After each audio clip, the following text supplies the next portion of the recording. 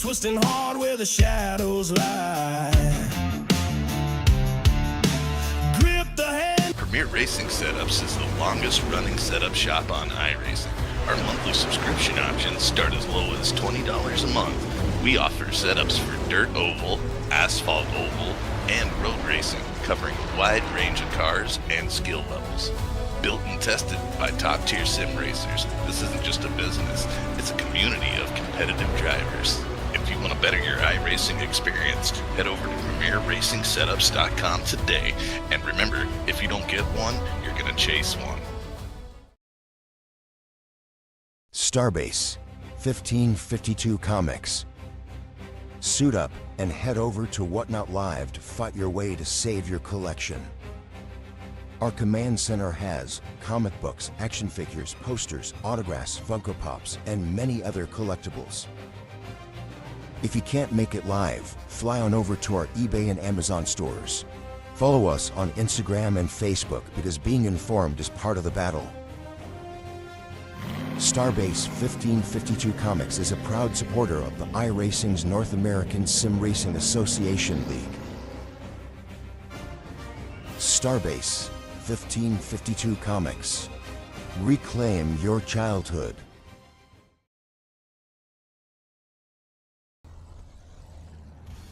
Good evening and welcome, everybody.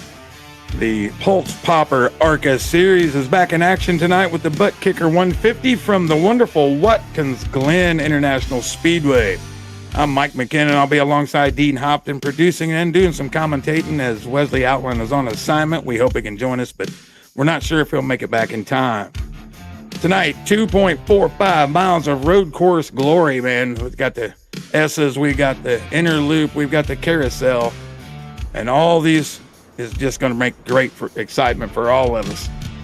You can see they're already on the grid. They're headed down into turn one. We'll try to get to that starting lineup right here. Row one's going to be Keith Haney. He set a track record for ARCA with a 1:10.735. He's alongside Anthony Hardin in P2. Row two, that'll bring us to Jonathan Cofield, the winner of the Truck Series race at this track. He'll be alongside Tyler Justice in P4. Row three, that'll bring us Matt Cherry, the defending DSR Electric Truck Series truck champion. He'll be alongside the 99 of Trevor Williams. Row four, that's going to give us Brandon Broadfoot alongside the familiar number 60 of Jeff Mert. Row five, that will bring us to Mark Cofield in that 57 machine. He'll be alongside Trace Miller in the 62. Row six, that'll bring us Shane Scott in the 21. We'll see Josh Clemens. He's not snake bitten, he's got speed, folks. Row seven, Tyler Goodwin in the 13. He'll be alongside Stephen Gregory, one of your top point leaders in P14. P15, that'll bring us Robert Richardson in the 5 alongside at least one-time winner Steve Barnett so far this season in P16. Row 9, that'll bring us Tony Burleson in the 79. P18 will show Jonathan Woodward in the 96. P19 will bring us Peyton Johnson in the 15 machine. He'll be alongside Carson Woodward in P20, and that's 16. Row 11, Adam Lichty in the 35, and he'll be alongside J.J. Jeffrey Johnson in that 33. Row 12, that'll bring us Buzzy Mongold in the 12, and he'll be alongside Timothy Hammond in the 69. P25 will be Axel Smith in the 97. He'll be alongside Josh Rodriguez in the 1. P27, Hunter Parsons. In the 54, we'll see Mark Morton in the 3. Row 15 will be Robert Richards in the 48. He'll be alongside Coy Miller in the P30. A couple new faces in here this evening so far. I like it. Looks like we're going to go straight to green, folks. A lot of times we get a lap added, but we're going to go straight to it right here. And Keith Haney gets the jump. We see a big push right there. Tyler Justice on the rear end of Anthony Hardin as they haul it off into one. This could be calamity. Let's just keep an eye on what happens. Through one, Haney looked good. And we got a little smoke in the back. And looks like everybody was able to maybe make it way through back as they show their way through the S's here. And slow myself down a little bit. Now we got right to the action. So Haney in the lead. He's followed by Anthony Hardin, Jonathan Cofield in the 58. Tyler Justice, Matt Cherry, that's the top 5. And It's the first time they're going to be negotiating the inner loop right here. You got to have your brakes nice and warm as you come through here. Oh, we got one guy out of the way. He's a little off the track. We'll have to see who that is. I'll check it out here in a little bit. He got back in place. We had another one in the back get a little out of shape right there. I noticed today with these cars, well, there's Timothy Hammond. He's having a little trouble. There's some smoke coming off the carousel. Not quite sure who that was. We'll get an update on them. Look for scoring right here. Let's get an update on that. See. Looks like it could have been Curtis Banks there. Out of turn 7, back down the straightaway. Still Haney. He's got the gap to almost 1 second after the first lap. He ran a 1:16, 6 seconds off his qualifying pace. So there's a lot more speed to be seen out of these guys. Dean, if they, oh my goodness, there we go. Broadfoot and Merck come together just a little bit. Hopefully they get that sorted out. And good evening, Dean. Hadn't have your voice on the broadcast yet. Yeah, sorry, I'm still finishing up my lunch at the moment, and my friend, so I'll get to you in a second. It's all right, buddy. Through the S as we go. Looks like we're on board Shane Scott here in the Stinker TV. Hopefully the guys are watching, having a good time tonight. Into this inner loop. It's always interesting. Everybody's got a little different braking point. You kind of have to figure out where that is as you're racing the guys around you. If you're a little later than the other guy, you could find yourself in trouble pretty quick. And see Merck Broadfield still going at it here through the inner loop. Oh, sorry, off the carousel. Get your track together. Boots bypass right there. That's what that's called. See Jonathan Cofield, as I said, he won the truck race here. He played a long game, kept the tires under it. He's always fast wherever he goes. But interesting tonight, Dean, as you're doing your little lunching there. We're going to go 34 laps and get a mandatory caution. The interesting part of that is I don't think they can go that far on fuel. So it's going to be kind of odd. They may play the long game, take a pit, and then they're going to get the mandatory pit stop just like the regular ARCA do, and then be right back on track. See Trace Miller looked like he's had a little difficulty, a little right front damage right there, probably trying to get that fixed, or maybe he said to heck with it. We'll just have to wait and see. A lot of battles out here. See Shane battling, trying to see if he can get the inside, and that's smart by Mark Cofield. Let him have it, let him go, try to keep the tires under. Don't you think so, Dean? Yeah, absolutely. It's a long race as well too, so you're not going to necessarily just win it in a corner, especially in the bus stops you can as well too there. You can certainly have multiple incidents and take each other out too quickly. And Shane Scott should be aware of that one as well too with Mark Cofield. They are road course drivers as well too. At least Shane Scott is, so he knows exactly about giving up positions and taking positions when needed. Yeah, and for those of you that watched the last night's broadcast with those GT3 cars and everything, these are much heavier, much different braking points, and I don't know if they've got quite as much power, but just a whole lot of difference in between all of them. They're like trucks, man. I mean, these things are like heavy trucks. I don't know. A lot of horsepower, but no fancy traction control and all those sort of gizmos that you get for the GT3s. So which are designed specifically for road courses. These cars, of course, it's designed for mainly ovals. And you chuck them on a road course here once in a while. Yeah, we see Jonathan Cofield just put up the fastest lap of the session with a 1:11 and 1:48. So he's moved into second place, got past Anthony Harden there. He might be putting a little pressure on Keith Haney as he's about a half a second off the lead right now. A lot of good battles mid-pack. Merck, Broadfoot, Shane Scott, all these guys battling as we're watching right here. Mark Morton, he's a guy I've known for a while at these races. I think it might be his first one of these ARCA races of the season. I wasn't here last week, so I'm not sure of that. But he's somebody you can usually watch out for on these road courses. We're on board Brandon Broadfoot here, and then Joey Logano inspired scheme, it looks like to me, Dean. I think you might be right on that one. Your fastest lap there from Cofield. Somebody's going into the pit lane, crashing. Oh, somebody just smashed the pit lane. Oh, Steve Barnett. Steve Barnett, wow. Yep. It's a high-speed licking into the pit lane. So I don't know if he actually wanted to go on the pit lane, but here he is here. Unless he's just got hooked it on the exit. Yeah, he just hooked it. Boom. Oh, he missed the barrels, everything, got the Armco. That's probably a little more damage than he's going to want. We'll have to wait and see if he can make it back on track.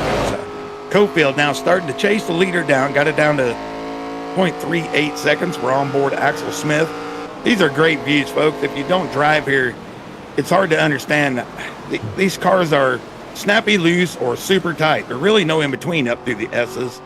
Kind of a gear choice game. You can go through there in second gear to the top. You'll be on the chip by the time you get to the top. You have to go to third, but the fuel mileage, Dean, that's going to play a big part. Yeah, roughly about 30 laps on a fuel tank, as you'd mentioned there as well to me, and that was confirmed too from Cody Knight down there. So let's see what they can do. As you can see, there's the tank, so it's about 3/4, shy of 3/4, but still plenty of laps to go to that mandatory caution that we'd mentioned, which will be coming on lap 34. Boy, a lot of guys trying to keep momentum up. Shane Scott way wide, trying to keep the momentum over. That is super, super loose when you come through there. You come over the rumble strips, and if you're on the power at the wrong point, but you can see the huge momentum he just got through the S's. And as I said, I ran quite a bit there today, and these things just plowed like crazy going through there for me. So hopefully these guys have a little better luck with it. But a great pass by Shane there as he overtook Broadfoot. Moves him up into 8th position. We always like the Stinker TV guys. Hopefully they're enjoying the broadcast right now. Sit back. We got a long way to go. We're working lap 6 of 72.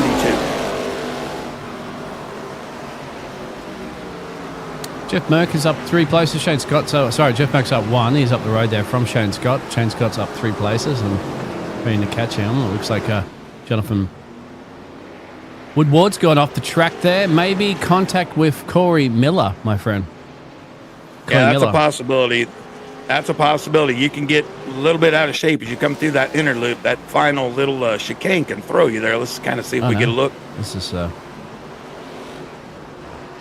think he's going to go... Oh, no, that's... Coy. Contact. Oh, goodness. Yeah, Coy lost it, and Jonathan unfortunately had nowhere to go. Yeah, he just bounced off the Armco and back right in the path of Jonathan Woodward there. That's a place you'll see a few incidents, but usually not a head-on collision like that. But they're back on track. Look like they're still got their power. So we'll just have to wait, check the lap time, and see how they're doing with it. Is he going to loosen the exit here? Yep, there it is. Boom. And that's where he's going to get T-boned. Bang.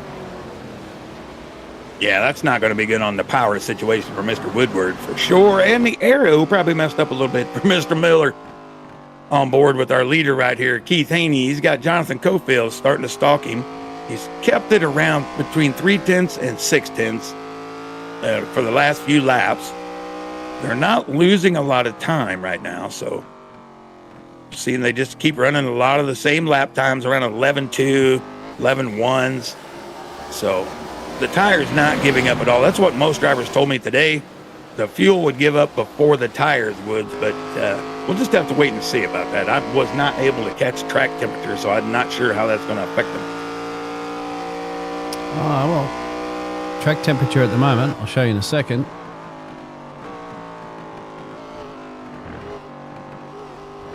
There you go. Axel Smith comes in. Jonathan Woodward comes in. So there it is, 91 degrees, so it is quite warm on the track. Yeah, I was running today. That's why I wondered how these times were so good. I was able to run a 111s, and the track tempo was 113, so it's gripped up a little bit compared to what some of the practice sessions were. So that's a good deal for these guys. I mean, gripped up, it can hurt your tires, but it can also help a ton with your drive off, not losing the back tires. So there's a good battle shaping up. Tyler Justice on the back end of Hardin here, the John Deere machine. Hopefully he's not going to mow too much grass tonight with that John Deere machine. Good battles all through the field. I mean, there's several throughout the field. Josh Clemens putting pressure on Mark Cofield. We're watching Tyler Justice trying to run down Anthony Hardin. Guys putting on a good show. These leaders are starting to get away just a little bit. Let's see, we got a 3-second gap between the first two, and then a 3-second gap between third, fourth, and fifth. That's a good exit for Caulfield. I think he might go for this. He certainly will. Look at that last little late breakers for Caulfield. Can he make it stick into the corners through the bus stop? And he certainly can. Caulfield through. Steals that lap lead away there from Keith Haney. Yeah, that's what I was talking about. He won the truck race. He was fast all night. He's great with the tire conservation, and we're seeing it right here. He's got this place figured out. He might be thinking about putting a lap on. Is that our points leader? Axel Smith? I mean, wow. Yeah. he might be getting a lap early. He must have had some sort of difficulty we weren't able to catch, but that is the points leader in front of him. And he's going to go a lap down. I'm almost positive here soon. Well, he's going to give it to Cofield, looks Axel like. Smith moves over. I don't see anything messages to say Axel Smith had a moment, but definitely a lap down. Came into pit road, actually, on lap 7. So, look at that. That's brought Keith back into play here. Go ahead. He may be playing a long strategy. Like we said, I don't think they can make it to the mandatory caution on fuel. Maybe he just felt like he'd come in, get a little splash and go, and then be able to reach the mandatory caution and try to flip the field a little bit. Great battles right here. Got Shane Scott. We said he's a road guy. He's right behind Trevor Williams there. You got Matt Cherry right up ahead of them. You can throw a blanket over these guys. Like I said, this is always interesting to me where the breaking point is. Some guys like to lift, second, maybe second place, the second flag there. Some guys try to go real deep. Other guys will lift at the first flag and just try to keep the rolling speed up. So it's always interesting to see it. Cherry going really wide on the exit there as well too. So no slowdown for cutting the track too much. Shane Scott, goes a little bit wide as Matt Cherry desperately trying to hold off these cars that are in the slipstream right now. Although it's not a massive slipstream that you're going to have here because these cars aren't reaching the high speed that are required in order for it to really gain a massive advantage. Well, that's the situation here for Cherry. No change on him. Ooh, as you can see, different racing line coming out of that one too. Brandon Broadfoot's had a crash, I think. Yeah, he started to tumble down the board. It looked like he might have been off track. Damage. A lot of guys, Dean, they're telling me they want to go over that. They want to come out of turn 1 and go over the rumbles to try to keep up momentum. And as I said, when I tried that today, it was very, very loose over there. So I'm not sure it's a strategy, but we're seeing a lot of guys try it so far. And it doesn't seem to be hurting their lap time. It could just possibly be that I don't know how to drive. Oh, where are you going there? Oh, Trevor Williams? Loose. Wow. Trevor. Come back onto the track. Drift. Yeah, and lose that position there to Shane Scott now. So I think he went right hand on the grass there. I was quite surprised. It must have been on the previous exit because that was a straight line there. Yeah, he was quite loose as he came around the corner. You see Justice still putting the pressure on Anthony Harden. Anthony doing a great job holding him off. Yeah, see, that's my preferred line. That's where I would like to go, but I don't like jumping that, but other guys are. It's looked like we had someone in a wall way back there. You see Tyler, he's entering the corner better, but yeah, he's going to have a pretty good run, it looks like, right here. We may have to watch this battle into the interlude. You can hear him feathering the accelerator too for Harden. See? Oh, that's the gear shifts down, but I saw him the accelerator. He was very ginger on that one. Just putting it play a little bit before. Tyler being nice and patient. Yeah, you got to feather here. You can't. I tried the S's today. You can go through pretty hard in second, but if you're in third, you're feathering to get the front end down to be able to turn. They push like a tank. They're just really hard to get these things to rotate. Back up the front. Once Caulfield got the lead, Keith is making sure he's not getting away anytime soon. Yeah, he was a 10th faster last lap. He's a 10th slower this lap, but there he is. You can see the different braking points. Caulfield going much deeper into the corner. We'll see if that helps the drive off for Haney, though. And right here, this is what I'm talking about. If you're not feathering it, some guys will run it in second, some guys will run it in third, and then they'll shift up about right here on the flat. It's real easy to overdrive that. And the next thing you know, you're stuck in the Armco or you've clipped the inside rumbles and you're sliding uncontrollably. See him really close in here through the bus stop. Great view here inside. Riding shotgun, yeah. You see the little banking elevation on the gyro cam. What a great deal. No, pretty flat everywhere, except right in there. I do like both those guys' exit line. I would try that myself.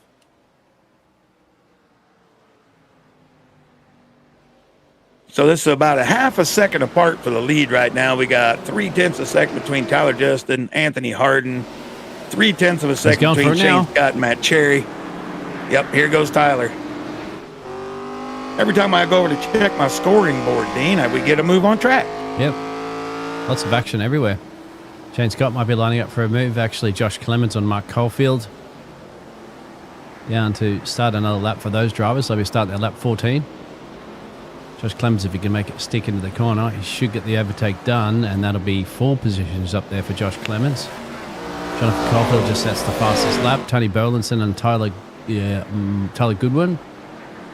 And Mark Morton's in there as well, too. That's an interesting livery for Mark Morton's car there. Yeah, I can't quite... Yeah, there we go. It's a Goodrich entry with the puzzle pieces, it looks like.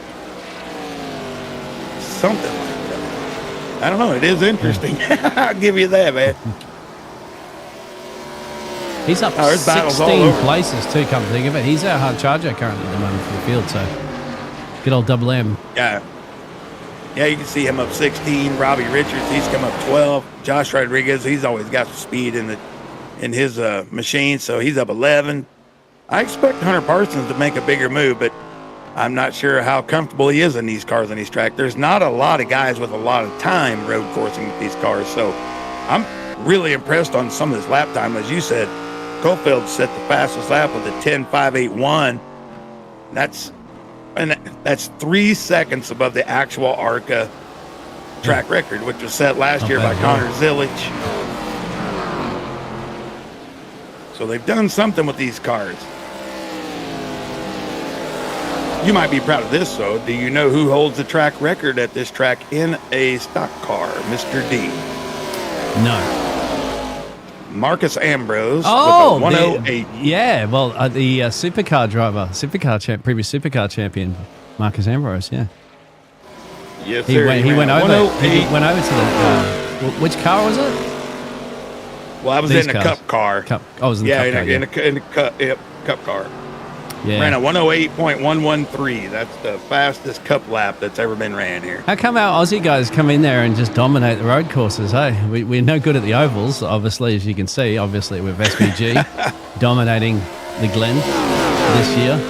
And Marcus Ambrose, of course, another, obviously SVG's Kiwi, but still out neck of the woods.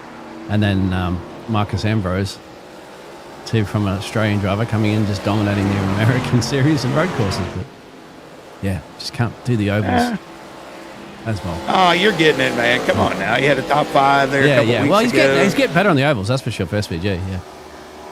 I think Marcus retired. I think he gave it a crack in the Cup Series, but did okay, but... Yeah, he had it. I think he made the chase one year, or maybe 2, but yeah, he had his issues with some of the ovals, but he was always great at this track. Epic battles with Brad Keselowski, Kyle Busch, several other guys. He was great here. A lot of guys being more patient than I expected. You see Shane Scott now, he's starting to try to put a little pressure on Cherry, and Cherry is starting to put a little pressure on Harden, who has fell down behind Tyler Justice. But Matt Cherry is 3/10 off the rear bumper of Harden now. He's going to want to hold that spot as we are 16 laps in, which means we still got 18 to go before the mandatory caution. But I'm going to say we have about 12 to go before mandatory fuel is going to be needed. See if Cherry takes the dive here. Can he outbrake the man? Boy, interesting angle of attack, but yeah, able to get it done. Shane Scott and Harden as well. Yeah, Shane taking it right around Harden as well. I think he was just going to give for Cherry, but he gave a little too much. So Harden unfortunately gives up 2 positions just in a space of a couple of corners, but it could be a strategy call. Mark Caulfield comes in for P14. Once again, that's an interesting situation. We're not 100% sure if some of these drivers have had a little moment as well, too. So it's quite a bit of action. A lot of action on track that we don't want to... I just put it this way. I don't want to be living in replays. I go look at a replay and then something happens live, and then I'm back and looking at that replay and then looking at another replay and then we miss all the live action. So do apologize out there if we haven't caught everything. It's unlike, that's the one good thing about ovals, of course, is that when you get the cautions, we can go over those accidents and replays. But when you're doing it live on road courses, you don't have a great deal of time if there's lots of action, which is what we got. Wow, did you see all the debris on the track? Somebody got into the in the kitty litter sand pile, rock pile there, and threw it all over turn 7. Lemons comes in. These are early pit stops, you think, or just completely different strategy? No way you're going to go to the end of the race with 55 laps to go. You only got 30 laps on 100% fuel tank.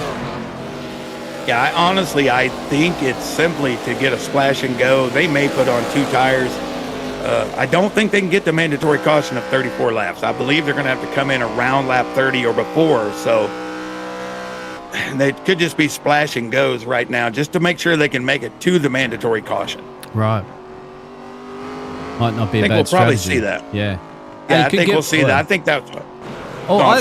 Yeah, you're right. Either that or maybe go in just a couple of laps earlier before the mandatory caution, splash it up there, and then when everybody comes in the pit road, just zoom on by them and get a lot of track position. That could be possible as well. Right, yeah, I think we'll see a little bit of a flip. I think everybody's going to have to at least come down and take a splash. They're going to be 4 to 5 laps short of the mandatory caution. Then, folks, we do the mandatory. Oh, here we go, Timothy Hammond. Woo! Oh, he's not coming. That'll give Shane. Yeah, that'll give Shane a chance to see if he can take it to. Yeah, he's going to take it easily if he can get the brakes to stick. Nope. Overdrove a little bit. Got a crossover from Cherry. Good move out of Cherry there, little Lewis Hamilton-esque. I'll just slow down, you go by, and then I'll come back around. Yep. Oh, that's Hammond. Yeah, Hammond's he's having quite a problems here today. He's going to tighten up right there. Woo! Yeah, he's going to have to nurse that back to pit road and get off the racing line with some faster cars that'll be coming through pretty soon. Yeah, probably showing him the blue flag there. He's probably trying to get out of the way. Just, you never know when to pick your spot. And Coy Miller, that's a good spot to pick. The outside of the carousel, he's going to lose time, of course, but that's a good place to be able to get out of the way. It's wide, sweeping there. So you can see the fuel situation is just under half a tank now. Mandatory caution's coming at lap 34, so still got quite a bit to go. As you said, I don't think they're going to make it to that mandatory caution on that current tank. It'll be close. Oh, yeah, it'll be very, very close. I mean, I'm sure you'll have a few guys. They'll be short shifting, trying to keep, a little bit less RPM with the speed. So we'll have to see how it works out right here. And Joey Helton out there saying maybe the new iRacing fuel calculator is misleading them. And I know that they they did add that this week. Mark Morton goes in, a hard charger from P9. Oh, I wouldn't go side by side through here, gentlemen. No, not through there. I don't think they got the memo. He might be able to get a good run with this angle. He might be able to get a good run with this angle. But not quite. Wow. Woo. That's good racing up through the S's. You don't see guys try that too much. No. Remember, that's a little wide there for Shane Scott. Keeping on the black stuff. Perfect. It'll drop him a little bit of time, but it's pointing in the right direction. That's what's more important. Mr. Keith Bradley out there in the chat group. Great to hear from you, see from you, but I'd like to see you in here tonight. I know you are fast on one of these things, so good to see you in there, buddy. Robbie Richards, he's going to put it, see if, not quite. He's not going to take the dive bomb on Rodriguez here, but I give a shout out to Robbie. I've seen him road race a lot. He's had a lot of issues. It looks like he's really worked on it. He was making his way through the field pretty well there, Dean. He's all the way up 16 spots, all the way up to 13th. Yes, he's now the hard charger. He takes over that after the sort of pit stop before. So he'll put the pressure on Josh Rodriguez up the road there. He's 14 positions up. Remember, we do have a lot of these drivers behind them that have taken pit stops. Hunter Parsons, you mentioned about that earlier. I think he started from the pit lane, and because it showed him as having a pit stop. He's in P16, so... Yeah, he's made his way up 11 positions. I mean, a 30-car field, that's a really nice field for road racing. Matt Cherry, Shane Scott. Shane got around him somewhere. I didn't see where it happened. Yeah, just before the turn there. Before the bus stop, I believe. And these two, I don't think it's over just yet. I think Cherry wants that one back. Yeah, absolutely he does. Say we did mandatory caution, lap 34. We do it just because ARCA in real life has mandatory caution. The way the race director set it up this time, gave these guys a lot to think about. We'll see if they can make the lap 34, but I'm not sure. That's going to be interesting. A lot of guys coming in, splashing and going. Best battle on the track right now is Robbie and Josh. They're only 0.2 apart. as they're battling it out for 12th and 13th. We do have Matt Cherry here, Shane Scott. They're about a half a second apart.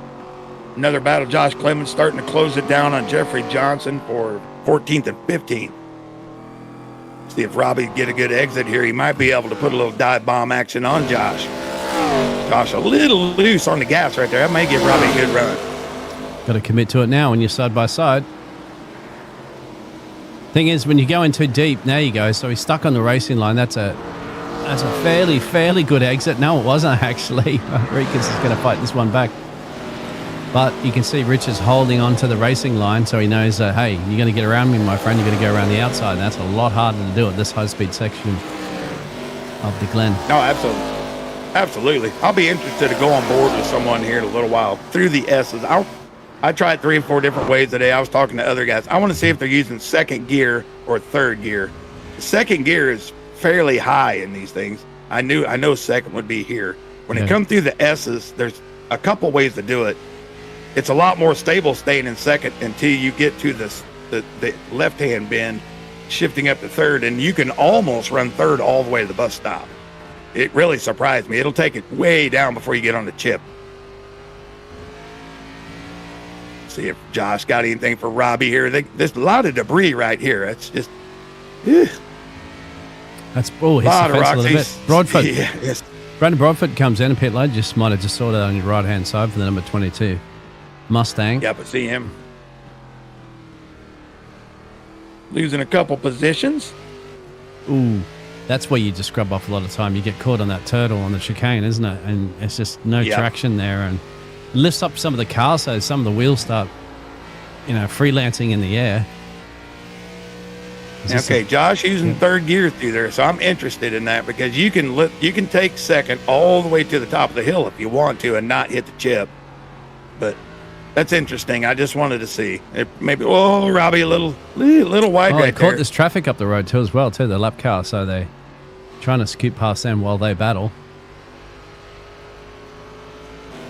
Hunter Parsons, I think, just got past JJ, or in the process of it. New pictures at the moment.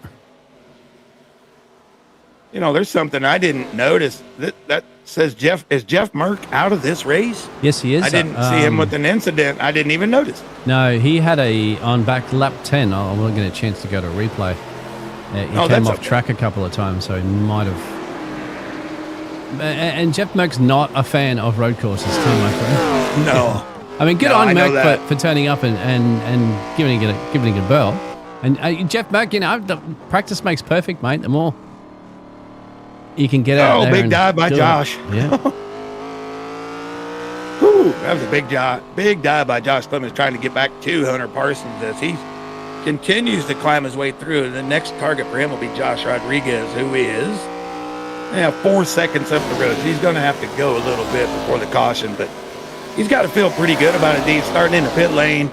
He's right in the middle of the pack now as they're going to, before this mandatory caution. So he's got to feel pretty good about his car. Oh, and also remember, Clemens has taken a pit stop.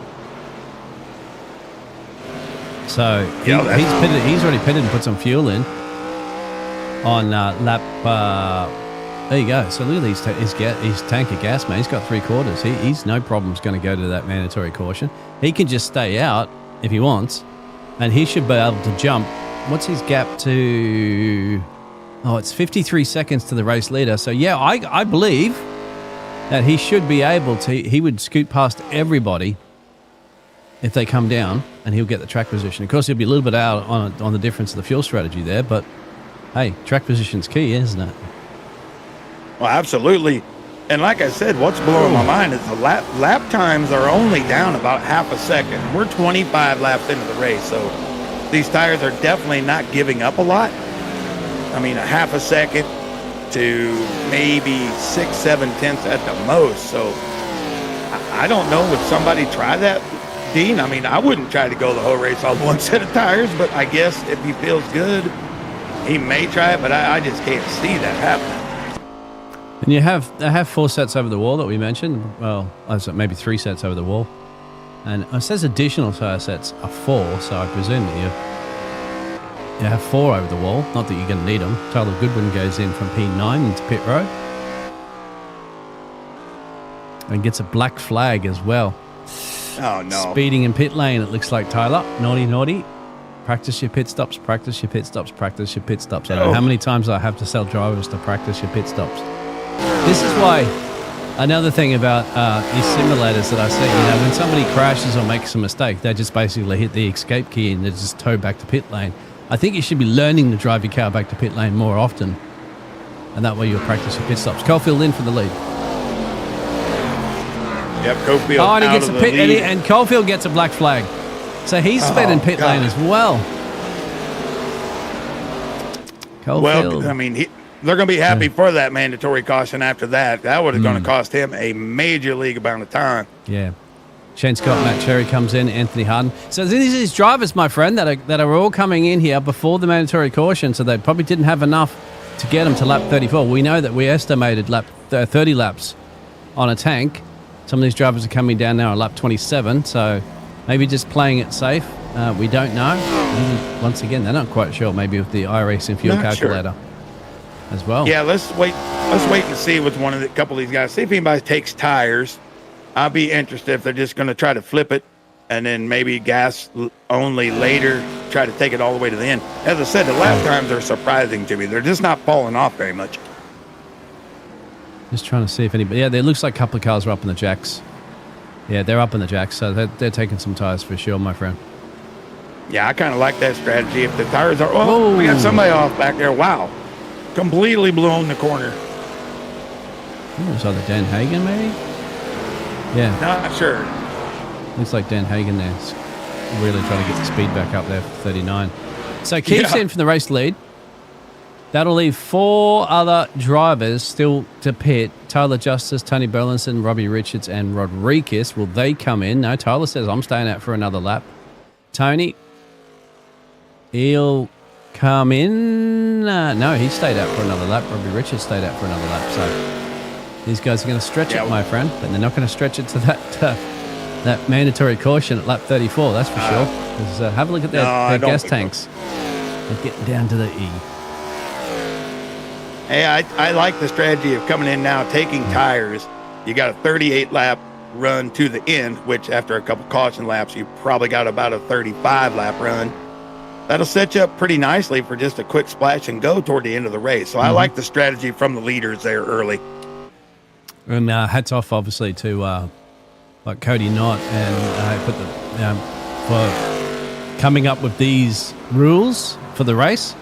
Because they determine how many laps are going to be in the race, of course, of 72. They also determine when the caution's going to be and the fuel limit, so that I know that speaking to Cody in the past, he said that, what they do here in the NASRA is that they like to make it so that there's a bit of strategy at play there. So you can't just go straight to a caution, go straight to the manual caution. No, you've got to do a fuel strategy before that. When do you do it? Is an undercut going to be solid? I love it. Yeah, they try to do the best job they can with it. Sometimes cautions cut into the strategy. We understand that, but at a road course, I like it. You're almost guaranteed that the strategy has to play. Yep. Trevor Williams on the move again. He's up to 5th position. Up 1 spot, started in 6th. Looked pretty strong all night long. Tyler Justice should clear Tony Burlinson, who's still yet to come in, and Robbie Richards as well, too. Keith Haney comes out into the lead of the race now that Tyler Justice took that pit stop. They got clean air. So there it is. There's Tony. You just saw coming around the corner back there. And remember, Tony Burlinson and Robbie Richards still have to come in.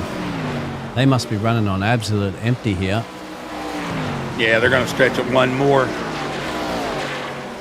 I don't know if I don't think it hurts anything, to be honest. If they feel like they're in a good running position, they can come in. But all these guys are pitted. That's going to hurt them when they take the mandatory. Well, more so, it's Trevor Williams that will be hoping that they come in soon. Well, you don't have to. Because Trevor Williams has made his pit stop on lap 26. He's got Robert Richards up the road there, Tony Burlinson. He just wants them to get out of the way.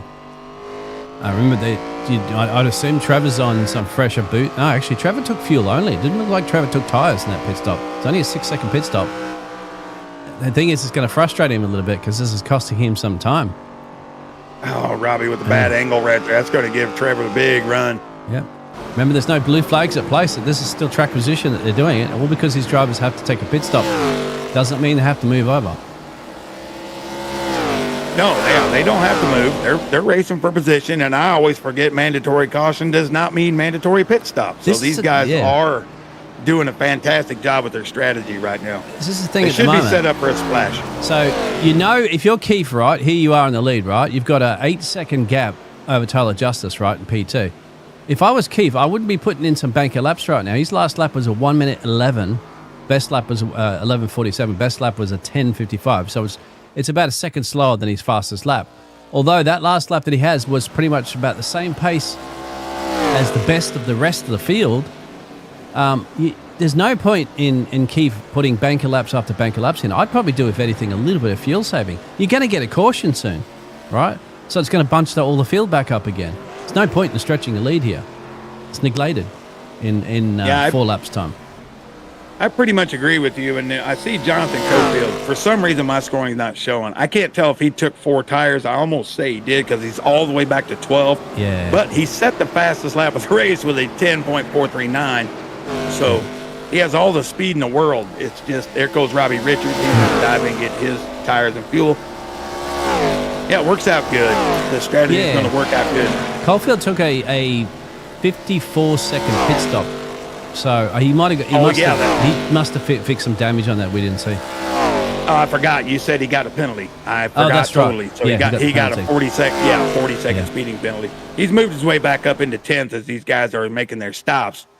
Next in his sights will be Mark Cofield, but yep, we're just going to have a mandatory caution. Doesn't mean we're going to have a mandatory pit stops. I think these guys have figured that part out. Oh, Trevor, hold on to her, buddy. Woo. How about Tony? Having a great run, just about through it all. Tony's going to stay right out there. the longest. I'd be a miracle at the moment. Tony's dropping some pace, but he's up the road right there. You can see Trevor Williams, we're on board with. He's got Tony Bellinson, the driver that's yet to pit in this race. One of Tony's going, I'm going to make it. I'm going to stretch it to the caution. That'll be interesting. Well, he is a second off the leader's pace. So, he's coming like I said, in now. maybe some. Yep, there we go. Yeah, he's got to. I think I was going to say maybe some quick shifting and all that, but Look at I'd say that tank. that's as far as they could go. Almost empty. So there you go. That's a bit of education, I guess, for anybody else that's looking to do the Glen here in these ARCA cars and stretch on 100% fuel. You know that you can do 32 laps. Just talk to Tony Burlington. Burlington, he's done it. He just did it. Yep. Cofield putting down a 10.407, so he's trying to make up as much time as possible right now before this caution. Yeah. Is Absolutely. In 2 laps time. Which means you're putting back on the back there of Mark Caulfield, believe it or not. And he's got himself inside that top 10 even with that penalty serve, so never out, Mr. Jonathan Caulfield. Just never out of a race. Especially with as I halfway. said, he's great with strategy, and then he won the truck race. He did something I've never seen a lot of guys do. He just hardly ever shifted lower than third gear. He just kept the tires on it, and his pace just seemed to never fall away, and he was able to pull away and win the truck race. So he always seems to find out a way to, get around the track the best way possible. Oh, a little loose there. Always seems to. So we're running lap 33. We'll run one more. We'll take the mandatory caution. Keith Haney's got a 9.52 second gap over Tyler Justice right now. Trevor Williams, 8 seconds behind Tyler Justice. So big spread. We do have Josh Clemens. He's starting to close in on the tail of Trevor a little bit. Yeah, that's what amazes me about Keith. If I was Keith, I would be just short shifting and stuff like that. Just save a bit of gas. Just save a bit. There's no need in increasing that gap to Tyler Justice, because in 1 lap's time, it'll be a caution, and then a bunch of everybody back up again. Well, he may be. I mean, Cofield's running 10.4. He's running 11.2, 11.3. So he's 9/10 off the pace. So he may be just, taking it a little easy. He ran a 1:12 that time. So I'm assuming he might be doing exactly what you're talking about. I would have run 1 to 2 seconds a lap slower per lap, so that Justice come down at about, just to be safe, 2 seconds behind you before the caution. And that way, you run 2 seconds lap slower, you've definitely saving a lot more fuel. That could stretch him at 1 or 2 more laps over anybody else if he was to play it like that, and he's got the advantage. hopefully, well, we'll talk to Keith if he ends up finishing on the podium, and then I'll ask him that if you remind me, Mike, in the interviews. I will try to do that. And we appreciate all you guys out in the chat group and all watching this evening. Got a nice crowd for the road course. Appreciate everybody out there. Hit us up on the chat group. Let us know what's going on. That helps the stream. That helps the channel. Like, subscribe, all that good stuff. We have to say that, don't we? Yeah, we do. Thank you very much. Josh Clemens as well, too. Remember, he went on lap 17, so he completely flipped that strategy around there for Josh Clemens, so who's at P3 at the moment. So it'll be interesting to see how that strategy is going to pan out for him. He's got enough, obviously, to go to this caution now that should be called soon, I think, once the top 10 cross. There it is. So the manual caution, not a stage break. We have no stage breaks in the ARCA series. It's just a caution break. Now, will drivers come down, Mike, even though they came down only, what are we looking at, 7 laps earlier from some of them? Josh Clemens might come down. Yeah, I think a few might come down, and it might just be a splash. You know, you want to get it full, go through the caution laps here, and you'll have maybe 5 laps worth of fuel you'll have to put in later. I don't think you'll see any more tires just because of lap times. I'm just impressed by the lap times. You may get a few, takers right now for tires. Very well might right now. If you're going to fuel it up heavy, is it going to cost you that? Well, it will. And just to let everybody know, it's about anywhere between 7 and 8 seconds. We'll say anywhere between 6 and 8 seconds for a fuel-only pit stop. If you're going to take tyres, it'll be about 15 seconds. This is stationary in the pit box we're talking about. So it'll cost you basically almost double your time if you take the tyres.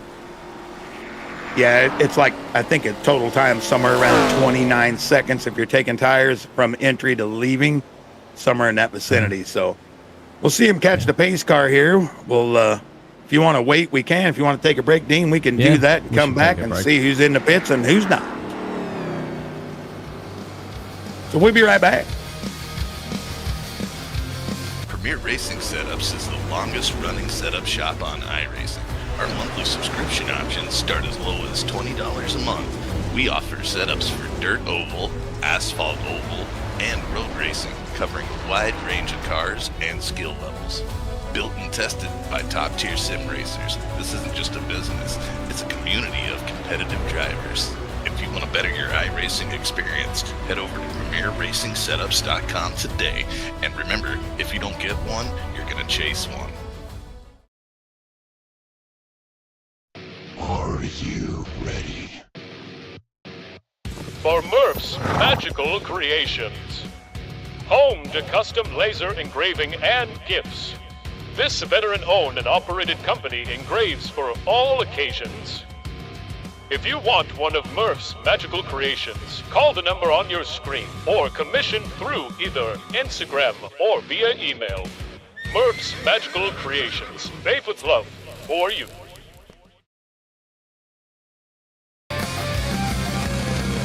All right, welcome back to Watkins, Glen, everybody, with the Pultz Popper ARCA series. This is the ButtKicker 150. We're under the mandatory cautions. I guess we're going to wait and see here. And just we cannot find Keith Haney in the chat group. So we wanted to talk to Keith, but it's okay. We'll move on. We'll see who takes and who doesn't right here. I would assume pit lane is open right now. We'll see if we got any takers. I'm sure we're going to get several takers. Keith the doesn't. The leader, however, does not show. No. Are they coming in?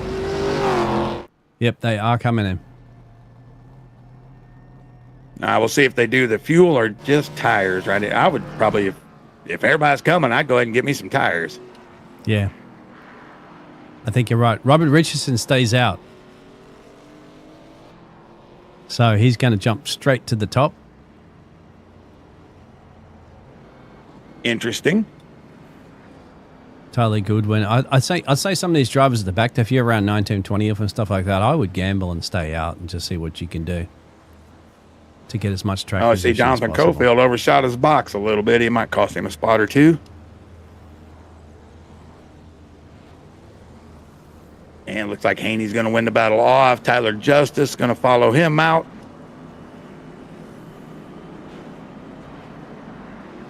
So, D, now we're set up fuel, all full of fuel. Feeling good. You saw a guy go 32 laps. Yep. They're going to have to go. We're going to lap one more time. I don't know if the lights are off. Couldn't tell. If they're not, we're going to have 33 lap run to the end. That'll be interesting to see who can maybe conserve that extra little bit to take them to the end here. Well, they answered my question. I didn't need to worry about asking Keith that anymore, about having to back off and save fuel before, when he had that almost 9-second lead before this mandatory caution in the race. So there was really no point for him to fuel save anyway, right? Because he was going to come back down to pit road and put 100% gasoline in. So that only would have been beneficial if he would have elected to stay up, but obviously he didn't. And so Robert Richards is the only one, remember, in this that's 10 laps shyer now of fuel and tyres that he is going to be jumping all those positions. But that's only 10 laps. So it could be a good strategy here for Double R. Because we do know, right, that we still have 36 laps remaining in this race. And we know that they can only get to 32 laps on a tank of gas. So has to be a splash in there somewhere.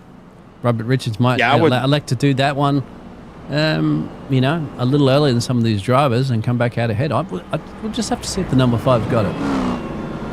Yeah, if the lights go off this time, it'll be 34 competitive laps left. So we saw 32. I don't think 34 is doable. We'll just have to wait and see.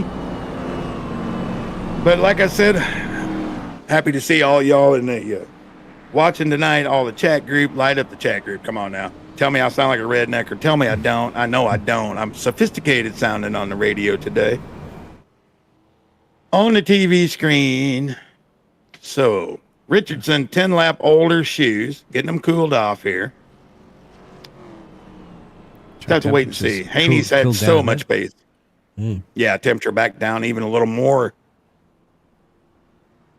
These guys should be able to put in some really, really fast laps. The fastest so far is a 10.362. Cofield was really pushing the issue before we saw the pit stops there. And like I said, he beats the real life track record by 3 seconds. I'm not exactly sure what they've done with these cars, but they're 3 seconds faster than the real cars.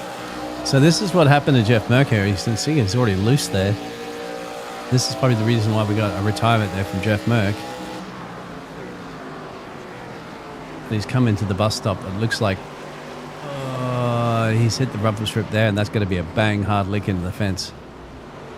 Okay, see, I just did not see that. That's one of your heavy hitters here. Yeah, and busted the whole steering column at the front too. Yeah. See? I think, and then he can't even turn it at that point because the steering column's busted, and he's towed, and I think he just said, no, I've had enough of the Glen. Yeah, I think he was finished at that point. Left front wheel off the ground. Rolling through the carousel, Dean. So we're going to take the green at lap 30, with lap 39. So yeah, that'll be 34 laps of green flag run. Ooh, imagine that'll be interesting. Stretch that to the end. Oh, that'd be so interesting. They'd have to be like lifting and coasting a little bit there, and yeah, you don't want to be doing that in the last couple of laps of a race when everybody's going to be pushing hard. Yeah, it's going to be hard. A lot of short shifting and lifting. You would have to do all that. So here we go. We got Robert Richardson on the point.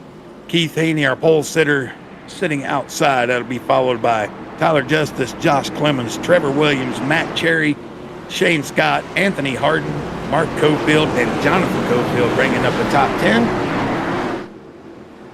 Interesting. We are back on the green.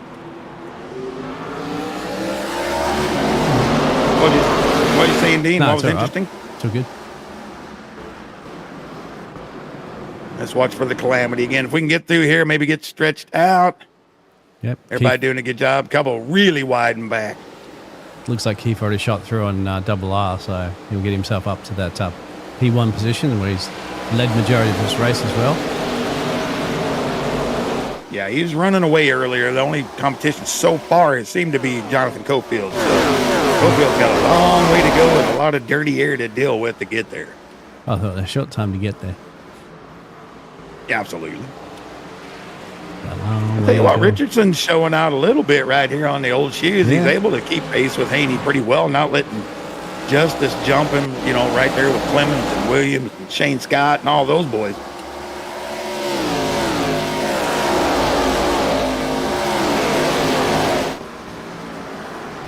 That's a great shot right there, Dean. Great shot. So completing our restart lap 1. Keith Haney back to the point. All the same players still on the chase. You see Cofield all the way from 10th to 8th in 1 lap. Yeah. Able to pick off a couple. He's going to have to get there fairly quickly. See Jonathan there he's following Matt Cherry. These guys have had a few discussions in the chat group before.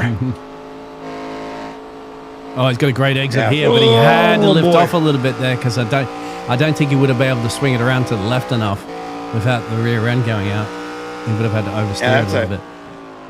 That's that push I was talking about early in the race. Whoa! Oh my gosh! Big lick. Now remember, there can still be a possibility of a caution. Cody Knott's in race control. He could call a caution if there's a track blocker. That can happen sometimes. Tyler Gudenbach with a hard crash. But yeah, if there happens to be a track blocker, like, you know, obviously too many cars are involved, pile up or something like that, and a caution. Oh, he's hit the inside fence, hasn't he? That's a great job. Oh, damn. Who was that was also involved? I'm not sure who got collected there. I haven't seen that paint. Oh, yeah.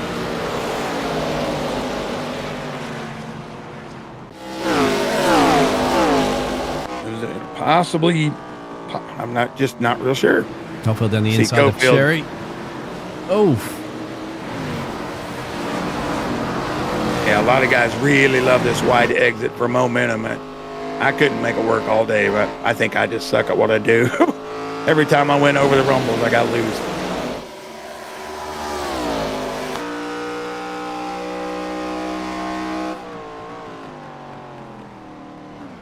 All right.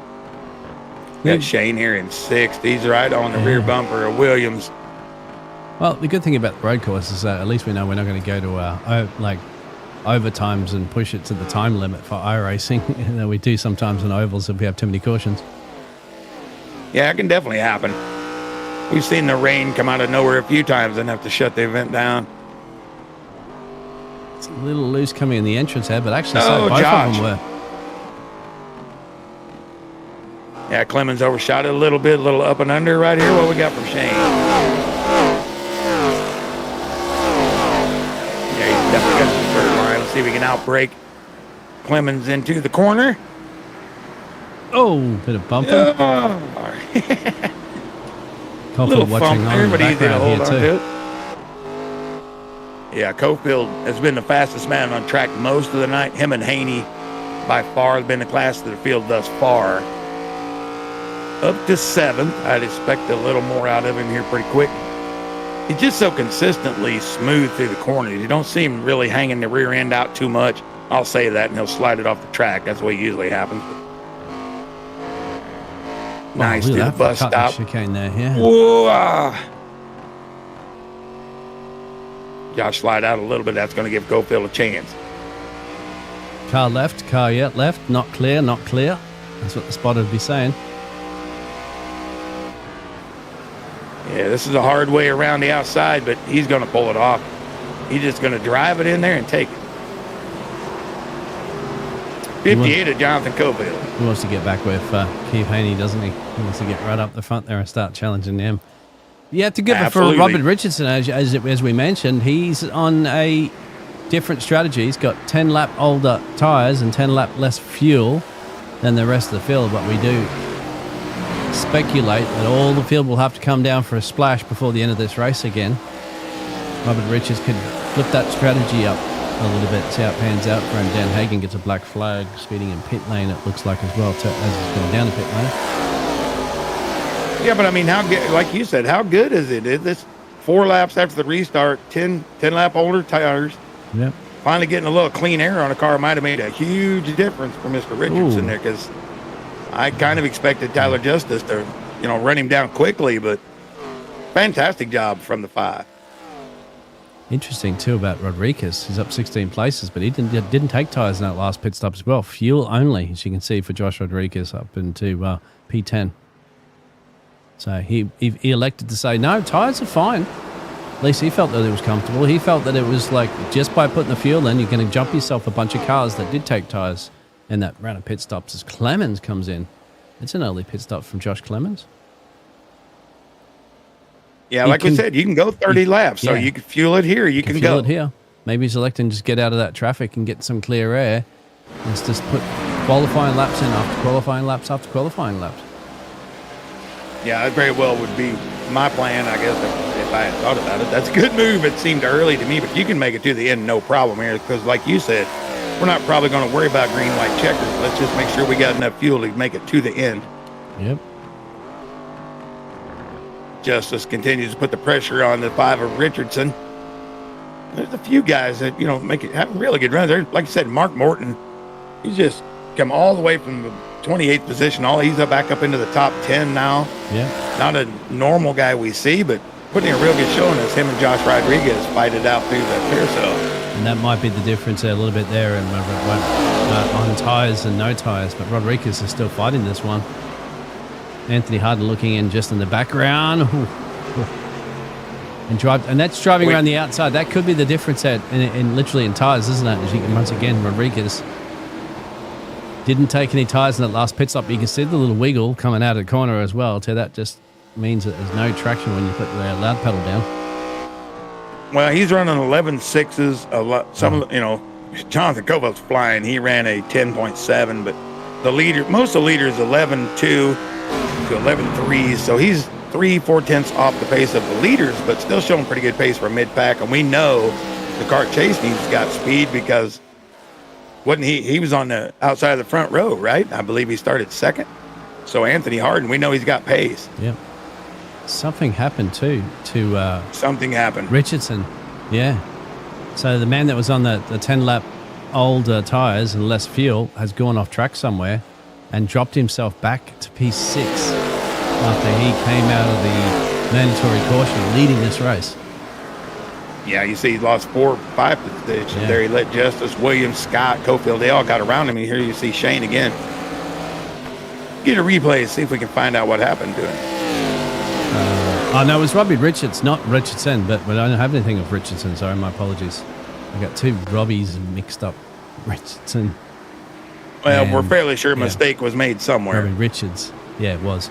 But it must have went a little bit wide off the track there and lost those positions, but still in P6, still inside the top 10. This is all close at the moment, isn't it? Caulfield landed. It's as they used to say to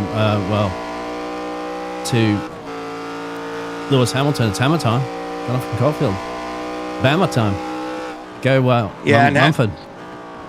Having Richardson out of the way, Tyler Justice put the fastest lap down last lap with a 1:11 flat, so he's going to try to put it in the wind and see if he can catch up with Haney. He was 0.3 faster than Haney last lap, but Cofield is the man on the move. He's consistently running 1:11.2, 1:11.1, down into 1:10. So I'd keep an eyeball on him for sure as he makes the pass on Trevor. Pretty dinged up at the back there, you can see too, on Cofield's machine.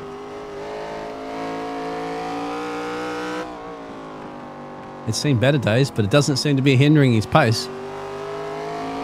Absolutely not. See what he runs this last lap, but he's had to make a couple passes, but his pace has just been incredible. And 11.6 that lap, so still almost the same pace as the leaders. A couple tenths down as he's making passes. See Cherry making made his way around Richardson. Whoa, that's Mark Caulfield off into the fence on the exit. Yeah, Mark Cofield, that's going to be a hard one to come back from. That's usually a pretty good impact right there off the carousel. He's got to wait for that traffic to come by too. He is clear. We'll have to see. It doesn't look too damaged, but I'd be surprised if it's not.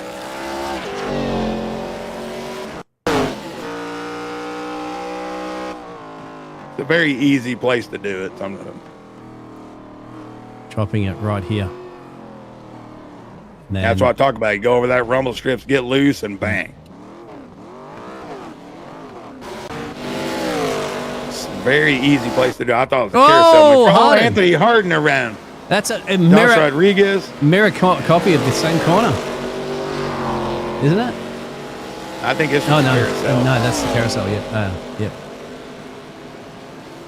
Be interested to see if he just lost her, if he got pushed, or can Robbie Richards going to make his way around. That cost Hardin a lot of positions. Yeah, Tyler Goodwin as well too had a little off track. I wonder if that's Rodriguez that's getting Rodriguez. loose. Oh, that's contact. Oh. We'll have to see what race directors think about that one. Yep. Caulfield will go into pit lane with those repairs, no doubt. But Keith's still leading this one by 2 seconds now over the rest of the field there, over Tyler Justice. Shane Scott's putting some pressure on Tyler Justice now, trying to hunt him down for that potential second place and another podium position. Shane Scott, of course, is a bit of a road master, as we know, in the Prosper Racing Endurance Series. So I think he was, at least last time I broadcasted the race, because I didn't broadcast the last race, but he was second in the championship leading up to the race yesterday, so no doubt he might still be hovering around there. Yeah, I think he had a top 5 run last night, and the last lap, he's turned the wick up. He went 10.581. He was the fastest man on the track, but also our leader picked up his pace. He ran a 10.76, so... MDW, you mean? I think they all know that Cofield's coming, and they got to go. Oh, you mean this one? They all got to pick up the pace, and Shane ran another 10.6 there, but Cofield ran a 10.53. Almost matching times, so Shane has definitely turned it up a little bit, trying to stay out of the reach of Cofield. There it is. Caulfield just the quickest over 5-lap average, but it's very, very close between himself and Shane Scott. Mark Morton and Tyler Justice tied on 5-lap average times. Getting interesting to me right here. Like I said, Shane really pushing now. I think these guys all noticed that the tires just don't seem to go away. They're able to run these. You know, we're not super far into the run, but we're almost 10 laps into the run, and they're just going faster and faster and faster. And I mean, that's got to be a good feeling, right? You're definitely not burning up your equipment. Yeah, maybe because of the overcast conditions cooled the track down a little bit, and that's just helping those tires find themselves a little bit more grip there without melting off the tires. You know, tires, as you know, out there, drivers, they have a nice little optimal operating temperature window. So it's like the Goldilocks zone, isn't it? From Goldilocks and the Three Bears or something. It's like you want it to be not too hot and not too cold. You want it to be right in that perfect temperature range. Absolutely. See, Justice here, he's taken about 7/10 out of the lead the last 2 laps when he had a nice second place run last night in the GT3s. And I don't know, he surprised me last night. He was super good in his McLaren, and he's looking super good in his ARCA car right now. Yeah. Matching lap times with Haney, but really running him down through the S's the last time. I wonder if these guys doing the Prosper Endurance Racing Series last night, being road courses, all these drivers here that are good at those, that do race in that endurance series in the GT3s, are doing good tonight. Yeah, it could always help, you know, a little bit of rhythm. It's different. It's a different ball game, but yeah, it's still like, it's rhythm, I think, as you mentioned, isn't it? Getting used to turning left game for sure, but right. It was Canadian tire last night, so it kind of helps you with the feel of the elevation changes and stuff. Same stuff you get here. They just, there's a lot of lawnmowers going on last night. Nice little battle between Mark Morton. He's up 21 places too. He's our hard charger now, Mark Morton. He also pitted on lap 36 of everybody else. Majority of the field there. So he's got himself in a nice top 10 position. This is what happened to Hunter Parsons real quick there. So Hunter, of course, been an oval master, struggling a little bit tonight here at the road course at the Glen, and I'd say he's come in too hot here. He's actually clipped the inside apron, and that's going to be a hard lick into the fence there. Oh, actually saved it off the fence there. Oh, and then he just taps it for good luck. I think he might have got a little bit of Armco as he entered, and maybe just a bit too low. It kind of looked like he just kind of bounced off of a good battle here again. Shane Scott putting the pressure to the 6 of Justice. Great Scott, Shane hit him. He has really turned up the wick, but that's cost him a little bit of time there. But patience, Shane. Caulfield says, I'm going to capitalize on that little mistake as well. So remember, Shane Scott had to lift off just a little bit there, so he didn't run into the back there. Tyler. And Caulfield's ready to pounce on any mistakes that they make. Caulfield around the outside there. Shane Scott, be careful when you hit that apron that you don't slide straight up into the door of Scotty. Look like Looked like he tried to pinch him a little bit, got him really low, but Shane with a great job with that jump over the curb. That can usually spell disaster right in there, but Yeah. Shane showing his prowess on this track this evening. Joey Helton says that Canadian Tire felt like a roller coaster. How did Joey Helton go last night, my friend? I think he ended fifth. I think it was fifth. Joey. So I think Shane was sixth. Yeah, Joey had a nice run. Adam Newton was all over him about the lawnmower Oh, that's a little sponsorship. wiggle on the exit there. That's going Woo, to Shane. definitely compromise the exit here, and Caulfield's going to be ready to pounce on that one.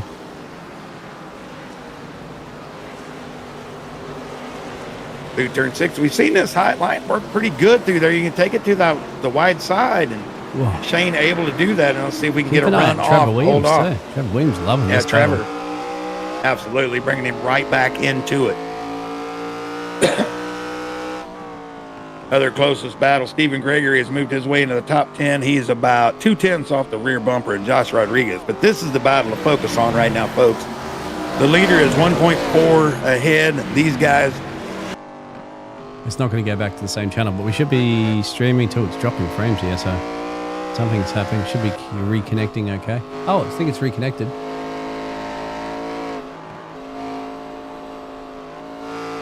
I think we're good. So, sorry about that. Just streaming services Yeah, there just we go. dropped out completely. well, at least it came back to the same channel, it looked like. Yeah, it did. Thank God for that, actually. Very happy. Oh, somebody's had a little bit of a moment Oh. up there. They're going to have to lift Watch off out, here. Shane. They're going to have to lift off. He had said, hell with lifting, I'm going. No, who's that? Cofield, great battle right here. I'm not sure, looking like it might have been Coy Miller, not sure. Might have been. God, these two are going to be at it too for now, mate. They're battling Yes. for a potential podium position. Whoa, Oh, that's no. Williams. That's Williams. That was a hard lick Well, on the didn't defense. seem to Yeah. didn't seem to bother it too much. He's like, it'll buff out. Steel body cars, man. Hope he didn't cut a tire.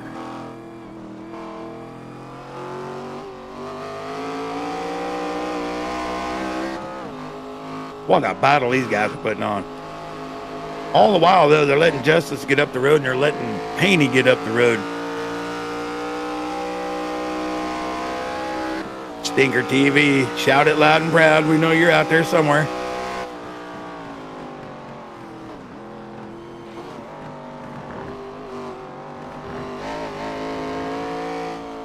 Curb hopping.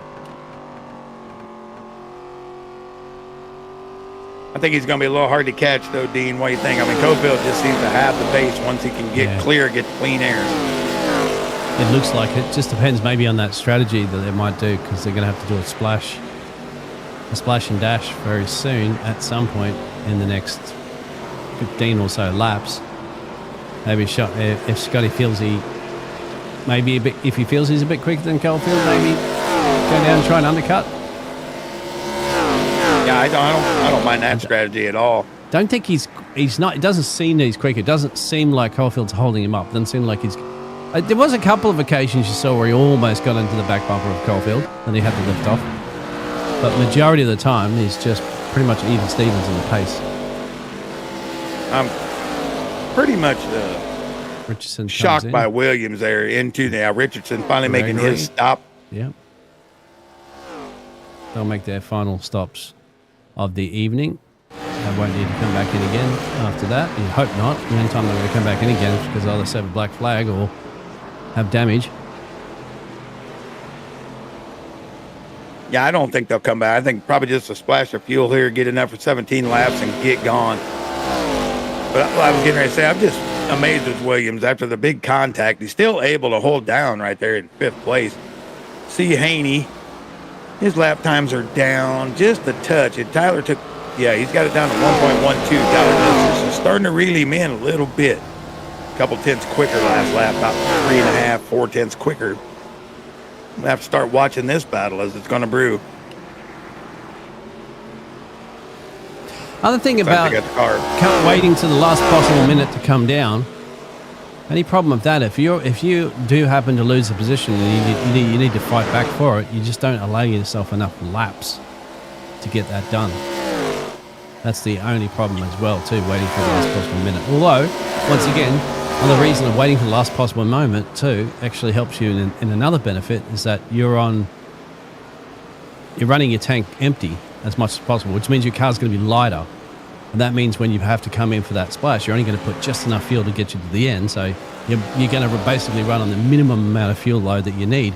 If you come in a bit earlier, like we saw some of those drivers, well, they'll have to have a bit more fuel to go to the end. That means they'll have a heavy car, and then those initial laps that they're doing now would tend to be a little bit slower than these drivers that have less fuel in their tank. So 6 to 1.5 dozen to another. Yeah, we'll just have to see how it plays, but if you don't look out, the big great white shark back there is on the move. He was 7/10 quicker than the leader the last lap. Jonathan Cofield is on a mission, and he's, that got it down to 1.1 behind Justice, but we saw a lap car, a Broadfoot in between, so if he can clear him, I expect the battle for second to be on fairly quickly. On board Anthony Harden there, following Robert Richards into turn 7. Okie dokie. Good exit. Yeah, a little loose. That Jonathan Cofield, you can see the lap car really bothered him on the lap before that, but he was 7/10 faster than the leader before that, once he had a little bit of clean air. Yep. That's Robert Richards up there in the 48 Fallout machine. I presume Battle he's a for the Fallout top fan. 10. So the Fallout TV series fan. I've seen the Fallout TV series. I don't mind it. And or the Fallout game, which I didn't mind the Fallout game as well. I never played it. That's something I'm an old man. I don't do much of that. Whoa! And I've just cursed him. Robbie. Damn it! Sorry, Rob. I was talking about before. No. He's had a fallout with the fence. There you go. There you go. Good work. Yeah, that was quite a fallout with the fence. That was heavy contact. Yeah. Doesn't seem to be bothering any of these cars. They just bounce off and go, yeah. Mike Morton comes in from P7, so he's going to get that last pit stop out. He was a hard charger to the field. He was up 21 places prior to this pit stop, so let's see if this little strategy will play off and secure himself a top 10 position in this race. Yeah, I'm going to be interested what these leaders do soon, because Cofield has made up the distance. He's got down to 3/10 on Tyler Justice, so... Yeah. And once again, he's 4.5 tenths faster than the leader. So Haney may want to cut him off, do a little undercut maybe. We'll just have to wait and see. Harden gets through battle on Rodriguez. Yep. Nice little work there. See, Rodriguez made a small little error on the exit there, and of course Harden was ready to pounce on that situation. We'll go up to that Cofield battle, as you mentioned, as he's definitely, as I said, going to be putting some massive pressure there on Tyler Justice for the battle for P2. Yeah, this is the fastest man on the track for the last little bit. He ran a 10.6. Our leader ran a 10.9. So Haney is pushing for all he's got, but he's 3/10 down on what Cofield's able to do. Oh, lucky that spinner was completely out of the way. That was actually Mark Cofield right there too. So it was lucky that Mark Cofield didn't. His son out. Yeah, it didn't come out a little bit more further out there. They could have just completely destroyed both their races, Tyler's and Cofield's. Probably yelling at Dad right now. Mm-hmm. Just patient. Cofield being patient and smooth, but his speed is just impressive right now. I just keep looking at the scoring pylon, and lap after lap after lap, it's 2/10, 3/10. Once he's able to clear, he can really make some time. Once again, Shane Scott's been pretty good with the pace, although it's a second. That's a second over 5 laps as well, too. That's quite big. Yeah, he's fallen 2 seconds behind Cofield at this point. Fuel situation will come into play in probably the next 6 laps, 7 laps. They'll probably have to make their stop. Well, we just saw as well, too, Matt Cherry made his stop there. He slots himself back out P10 now. Matt Cherry would be the net leader currently. Well, Josh Clemens, he went on lap 43. He can go to the end. They would be the 9th, 10th, and 11th, and so forth would be the drivers who will be gaining some positions back up again once those rest of the field have their pit stops. Like I said, it's somewhere around 30 seconds pit entry to out if you're going to splash. Maybe a little less than that. Might be 22 doing that, and then 30 with tires. I just have to wait and see. Tyler Justice has made a little bit of adjustment, trying to keep the dirty air on Cofield's nose. Cofield's not able to make the move yet, but we do have lap traffic ahead of all 3 leaders here. Yeah, and they cost him a little bit. I think Keith, it's cost a bit of time here. Keith's approaching this traffic as well too. Keith Haney, our race leader. That's going to back him up a little bit. He's got to clear this traffic as quickly as possible because Tyler Justice is right there and Jonathan Caulfield. So I think Keith Haney's gap has been reduced because of the traffic. Once again, if Keith clears that traffic, remember Tyler Justice and Caulfield still have to clear it themselves unless they can do it on the straightaway. It's the perfect place you want to get the lap traffic. But when you do approach him in the corners, as you can see, a lap car completely can get out of the way as well too. You want to get involved in that. But you see Keith has got to deal with traffic here. Now, it's not too bad at this point, but when you start approaching in those corners, like here, he'll have to lift a little bit. Oh, he didn't really lift too much, did he? He wants to get him before here, before the bus stop, but no, that's going to compromise him. Whoa! Keefer's not going to be a happy camper on that one. That just cost him so... Oh, that's going to take out... Whoa! That got Caulfield. It got Caulfield. Wow. Oh, I don't know if that was a punt or not, but that was an aggressive move by Stephen Gregory to cut the nose right there. That compromised Keith's thing and Caulfield. I mean, they're going to be on the horn at the moment to race control saying, Stephen, what are you doing, my friend? Look, you shouldn't be committing to this one. You should have actually backed off and allowed Keith through. That's a lap. You're a lap car. Right? Well, he was the last car on the lead lap. So. Look, just tapped Caulfield. Almost took a couple other drivers out. Yep. I think race control will be looking at Stephen Gregory, our naughty boy, my friend. Yep. They're going to be looking at Haney too, I'm afraid. Yeah. I'm hoping that wasn't retribution, but it might have been. But that let him open up the gap to the second, 1.6 seconds. They had it down to 8/10. So, that cost the second, third place guys a lot of momentum right there. Certainly did.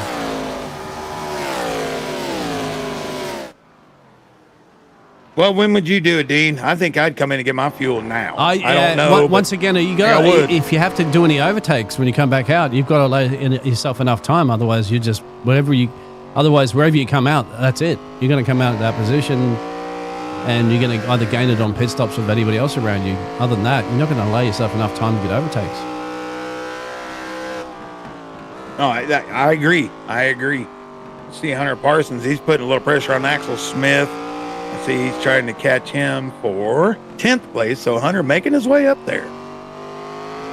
A quick splash here will only be a very short 5 second or so. Ooh, who was that as well, too? That's Keith! Was it? Was that Haney? That's Haney. Keith Haney, the race leader, has crashed and he towed immediately back to pit lane. I wonder if he was given a penalty and just said to heck with it. Why would he get the penalty, but I don't understand. Well, because, he was I'm not saying... Yeah. I'm not saying Cody wouldn't do that. Oh. Yep. Right. Yeah, he'd done that. I think they were going to give him a penalty for booting Gregory out of the way. Right. But to me, I would have thought because Gregory was a lap car down, he should have been moving out of the way for the leaders. But yeah, I'm not. Well, he wasn't lapped yet. That's the thing. He was fighting for the final position on the lead lap. Then that's fine. Yeah, I can understand if he is fighting for the position and he was not lapped. Yeah, okay. Well, I'll take it on back. Race control. That is a giant shame right there. Well, we'll see if what Cofield's got for Justice now. We know we can catch him, but don't know if he can get around him. But that looks like, to me, with Keith Haney, that he was given something. I wouldn't retire a shot if I was you, Keith. You're still in early in a season here, but it comes down to points at the end of the season. You miss out by just a handful of points. You might look back at this race and go, if I could have still finished and I had adjusted, and those points will make a difference. I know there's frustration that keeps in the drivers, and that's just a rage quit, essentially, as they call it, but he still could have been getting himself in the top 15, I'd say. Yeah, a couple more laps. I mean, the farthest he'll fall is 25th. Yeah. He'll end up 24th, 25th. Well, Keith, if you lose that championship by just a handful of points at the end of the season, don't go blaming anybody else. I just feel bad for the call. I'll have to talk to Cody about that one. I feel that's exactly what happened. He was going to be issued a penalty, and he said to heck with it. But as for now, we're going to see what Cofield's got for Tyler Justice. They're running almost identical lap times. These guys are 4 still have to come in 100ths for of a their second splash. last lap. They're still going to come in for their splash. Yeah, they're not going to make it. Both going to have to come. Going to go around again. Ooh, look at the gas tank, mate. That thing is stretching thin now. I'd say they'll both probably have to come on the end of this lap. That'll be the top 3 drivers. Maybe Trevor Williams might come in as well too. Josh Clemens, I think, can go to the end. It'll be close. And then from there on, Matt Cherry, Mark Morton and stuff like that, they can definitely go to the end. Mark Morton can spin go up the to road, the too. end. Where do you go? Where do you go? Where do you go? Oh! Whoa! Oh, Josh Rodriguez. That's going to help as well too. That'll help because Tyler Justice really lifted off there. And it will allow Caulfield to sneak up and get the race victory at the end. I think Tyler Justice will be like, he'll be a little upset at himself that he had to lift off, but at the same time, he also didn't want to wreck his car. Damn, that was close. These guys with these old tires, man, they are only 3/10 off the best laps of the night. So that just shows you the tires not giving up. That was a smart call by those guys come in. Have a look at this. God, he just... Look at how close this is. They're going to be zooming by. Look. Whoa, that's twice that Caulfield almost got clipped. Yeah, a little arm. And they're in. You're right, they're in. Okay, here they come. Shane Scott will follow. I think Trevor Williams maybe. Trevor Williams won't. Has Trevor Williams got enough to go to the end? I think he can go one more. Oh, my God. His tank has almost run out. But Josh Clemens will, Cherry will, and so forth. Like, where are they going to come out right now? Josh Clemens? Oh, he's still too far back at the moment, so he won't be able to jump their positions. 30 seconds. I don't think he can get all the way to them. Should be able to cover him off. Yeah, I think they will, because they should be out in a second. They're not going to go up on the jacks. All 3 come out at the same time. Josh Clemens is not even, Josh Clemens starting the start-finish line now. So you'll see Clemens in the background there. So that's it. Caulfield comes out with almost a 2-second gap there over Tyler Justice. And there's Shane Scott hunting him down. And then Clemens. We'll see what Trevor Williams can. Yeah. We'll see what Trevor Williams can do. Try to gap anybody at all right here. He's got a 22-second lead. He's getting ready to come into the pit lane. Not going to be enough. Not at all. I don't think it'll be enough of either. I think if anything, he might be able to clear Josh Clemens at best. But he will come in now. Yep, here he comes. It'll hand the lead over to, you'll see Caulfield coming around that corner anytime soon. Not yet, Interesting. Yeah. Kai Miller comes in as well too. So here's approaching the final corner here. Final Caulfield, corner. Tyler, Shane Scott, Clemens. That's the thing. I'm just wondering if he's going to be able to clear Clemens. Trevor Williams still in pit lane. Clemens is coming around the start-finish line now. Trevor Williams is out. Well. Yeah, I think you're right. Clemens is coming past now. Unless Trevor Williams can get a good gonna exit. Going to be close. Yep, will be.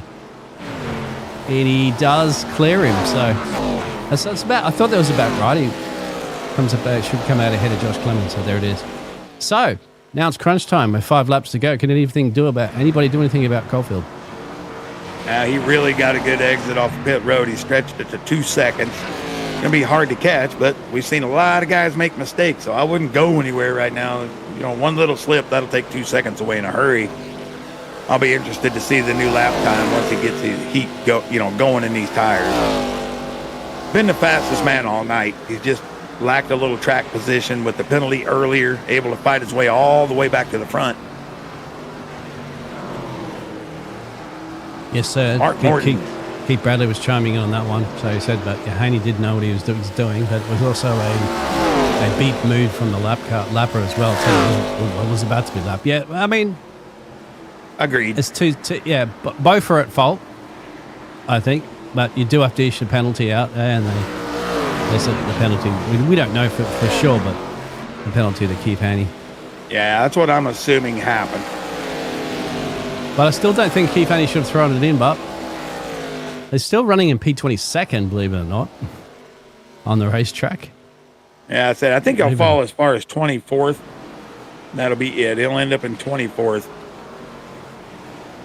Could have got So himself Cofield, in he's top going to have to 15. deal with some lap traffic as well right here. So Yeah. we'll see if they give way or if they want to be, you know, a little inconsiderate to the leader right here with going to be 3 to go at the line. Got 3 lap cars right in front of him. This could make it very, very interesting. Remember, those cars are also battling it as well, too. That's Stephen Gregory, I think, and Brandon Broadfoot battling. So they don't want to give up too much time to the race leader, but they may have to. And considering Jonathan Caulfield's had, multiple cars spinning in front of him this evening, he doesn't Well, want and anything to happen. Gregory definitely gave way that time. Now, Tyler Justice will have to navigate through that same traffic as well. Yep. But yeah, that time Gregory definitely gave way to the leader.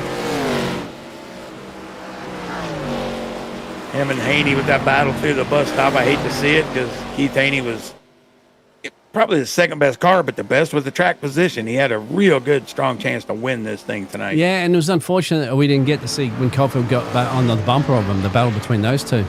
We saw the great battle that Caulfield and Shane Scott had for quite some time. I would have liked to see the battle between Caulfield and Haney. That would have been quite good. It would have been right around now, actually, wouldn't it, at the end of this race? Oh, another nice. car around backwards. Fuzzy, I think. Yeah. Fuzzy Mongold in the 12. Wait, Buzzy, wait. Oh, my God, get it. Got to get you spotted to tell if you're clear there, Buzz, before you can get around there. I think. Oh, he's trying to get out of the way, but then it's... Oh, my God. Hunter Passer gets Matt past Jerry. Robert, not quite yet there, Robert Richardson. This is in a couple of other battles before we switch it back over to Jonathan Caulfield. Had a battle brewing between maybe Clemens and Williams. That's about a half a second. We got this battle on track. So this is for 4th and 5th. Looks like Clemens got a pretty good car going right now, but Williams all night been able to just stay right there. He qualified 6th. He's up 2 positions. You know, Mark Martin up 22 spots. What a great run for him. Yep, the number 3. Justice of Cofield last lap, absolutely identical lap times, 11.196. Gap is 2.8 at points, so we'll stay right here with you and see maybe we can get us a good battle to bring it down to the line with 1 to go. I think Clements is going to be right on the right on vapors as well too towards the end of this race because he pitted back on lap 43, so he's stretched this as much as he possibly can. As you can see, he's done 27 laps. He'll be fine. He'll be able to get to 30. There's only a couple of laps left. White flag. All right, so Fairest white detail on the flag show. in the air. Yep. Jonathan Cofield right on the bumper of Axel Smith. I think Axel will probably give way if it gets to him. That battle, we'll keep an eye with it with Clemens and Williams. That's still 2/10. But there's your leader. This man got probably about a 40-second penalty speeding on pit road. That's right. Way back in the field, able to fight his way all the way back through. So that just shows you the pace that he's been able to carry. Look at Axel going. He probably, Axel, we know very, very quick on the ovals. As you said, the points champion, the points leader, going into this race, is probably sitting there going, I need to get some pointers from Caulfield how to do some road coursing. I think we all do. Like I said, he won the truck race. He's going to win the ARCA race without a mistake. Tyler Justice kind of maybe terrible he had to lift with that with Josh in the way a while ago, but yeah, I think Cofield was probably going to get him anyway. Out of turn 7 for the final time, the 58 of Jonathan Cofield. Yeah, nice and smooth. He's going to bring it to the line. He's going to win the ARCA Series ButtKicker 150 presented by Pultz Poppers. Another great win for Jonathan. Oh, look at Axel. He's like, the hell with this. I'm out the door. You got to be careful there, Axel. There are a few drivers that are a lap down that were still out on some laps out there that might be affected. That thing took a rebound, didn't it? Come flying back I at think it. it did. But there it is. Wait for the official scoring to finally end here. We'll bring it to you soon. But Jonathan Cofield showed his speed, had the fastest lap with a 10.362 tonight. He's just, I don't know. He's just smooth on these road courses. So there you go. Top 3, Jonathan Cofield, P2, Tyler Justice, P3, Shane Scott. And what do you think, Dean? You want to take a break real quick, wait for the Yes, scoring to sir. update? We We'll come will. back and grab these Yep. guys, do interviews, and get ready for next week. So we'll be right back, everybody. Premier Racing Setups is the longest running setup shop on iRacing. Our monthly subscription options start as low as $20 a month. We offer setups for dirt oval, asphalt oval, and road racing, covering a wide range of cars and skill levels. Built and tested by top-tier sim racers, this isn't just a business, it's a community of competitive drivers. If you want to better your iRacing experience, head over to PremierRacingSetups.com today. And remember, if you don't get one, you're going to chase one.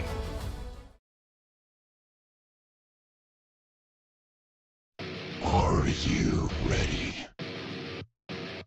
For Murph's Magical Creations.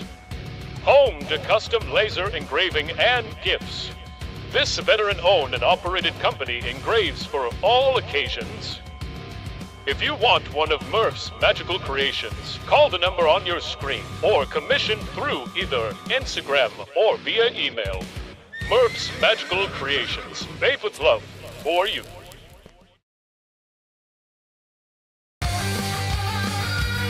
And welcome back, Watkins Glen, where we see Jonathan Cofield taking the win. You see him and Tyler Justice there burning them down.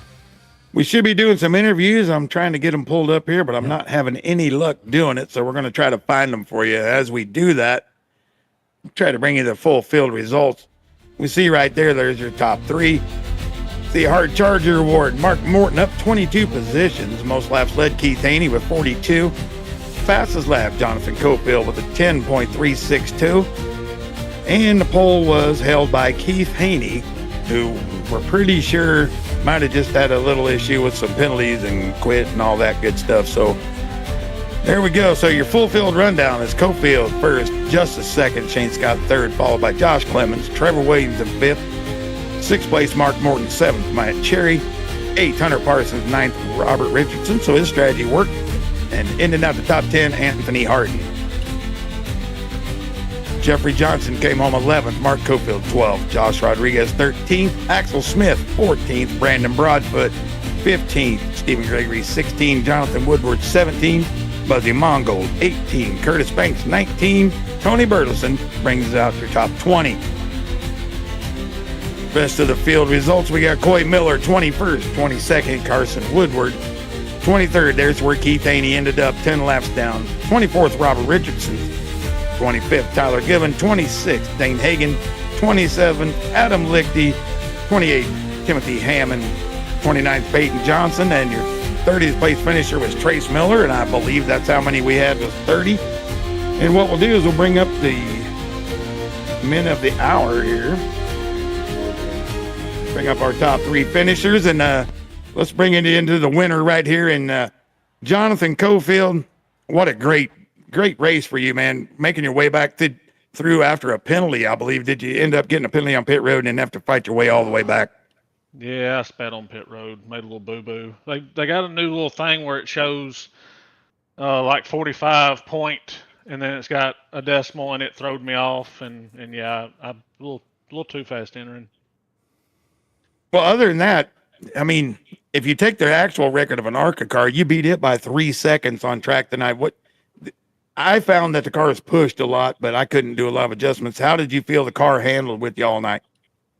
Oh, it was definitely tight. It was tight going in the corners and loose coming off the corners. But yeah, like the S's, you can't really hammer down into it like you would the truck.